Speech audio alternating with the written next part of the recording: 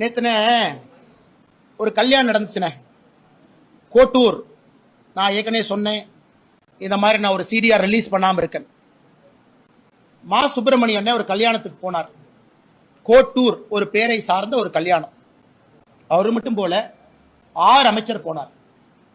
நான் வெளியிட போகின்ற சிடிஆர்ல முக்கியமா யார் இருக்க போறாங்க நீங்க பாருங்க. கோட்டூருங்கிற வார்த்தையை நான் சொல்லிட்டேன். நான் சிடிஆர் ரிலீஸ் பண்ணாத அஃபென்ஸ் எஸ்ஐடி இருக்கா, ஏன்னா சிடிஆர் இல்லீகலா இருக்கு. கோட்டூருங்கிற வார்த்தையை நான் பயன்படுத்தியிருக்கேன். அந்த கல்யாணத்துக்கு மா சுப்பிரமணியம் அவர்கள் 2 நாளைக்கு முன்னாடி போனார். அவங்க இந்த கேஸுக்கு எப்படி சம்பந்தப்பட்டிருக்கார் அப்படிங்கிறத நான் பொறுப்புகிட்டு இருக்கேன். நடவடிக்கை எடுப்பாங்களான்னு பார்த்துக்கிட்டு இருக்கேன். தொலைபேசியில 23ஆம் தேதி இரவு டிசம்பர் இந்த கற்பழிப்பு நடந்த பிறகு அந்த லோக்கல் சப் இன்ஸ்பெக்டருக்கு போன் பண்ண திமுக காரை